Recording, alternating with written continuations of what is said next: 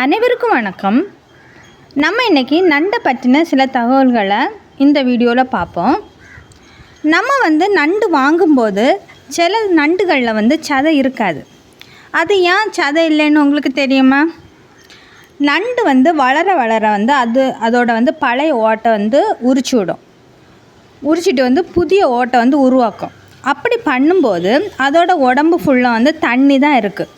சதை முழுமையாக வளர்ந்துருக்காது. இதுதான் அதுக்கான காரணம். இப்போ எந்த நண்டுகளில் நிறைய சதை இருக்கும் அப்படின்னு நம்ம பார்த்து வாங்குறதுக்கு நம்ம அந்த நண்டை தூக்கி பார்க்கும்போது அது நல்ல வெயிட்டாக இருந்துச்சுன்னா அந்த நண்டுகளில் சதை இருக்கும். அது இல்லாமல் நம்ம அப்படி தூக்கி பார்க்கும்போதும் இல்லை அழுத்தி பார்க்கும்போதும் அது உடைகிறது மாதிரியும் அமுங்கிறது மாதிரி இருந்துச்சுன்னா அந்த நண்டுகளில் சதை இருக்காது.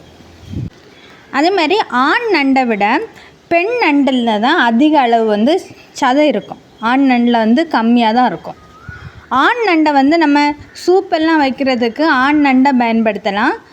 அப்படி பண்ணும்போது அது நண்டு நல்ல சூப் நல்ல டேஸ்ட்டாக இருக்கும். அதே மாதிரி ஆண் நண்டுகளில் அதிக அளவு நகங்கள் இருக்கும். இந்த புதிய நண்டா பழைய நண்டா அப்படின்னுலாம் கண்டுபிடிக்கிறதுக்கு புதிய நண்டுகளில் அதோட கால்களெல்லாம் நல்லா ஸ்ட்ராங்காக இருக்கும். ஆனால் பழைய நண்டுன்னா அதோட காலெல்லாம் நம்ம இப்படி லைட்டாக தொட்ட உடனே அது அப்படி உடஞ்சி வாரது மாதிரி இருக்கும்.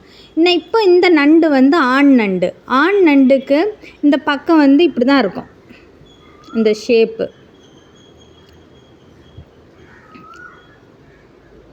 இந்த மாதிரி இருக்கும். இந்த மாதிரி இருக்கிற நண்டு இது ஆண் நண்டு.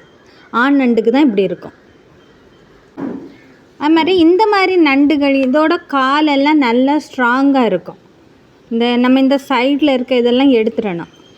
க்ளீன் பண்ணும்போது இதெல்லாம் எடுத்துடணும். இந்த மாதிரி நண்டுகளுக்கு கால் நல்லா ஸ்ட்ராங்காகவே இருக்கும். அப்படி அந்த 3 கண் இருக்க நண்டுக்கு அதோட இது கால் அந்த அளவுக்கு ஸ்ட்ராங்காக இருக்கும். அது கொஞ்சம் சாஃப்டாக தான் இருக்கும். இந்த மாதிரி நண்டுகளுக்கு தான் நல்ல கால் நல்லா ஸ்ட்ராங்காக இருக்கும். உடைக்கிறதுக்கும் கொஞ்சம் கஷ்டமாக இருக்கும்.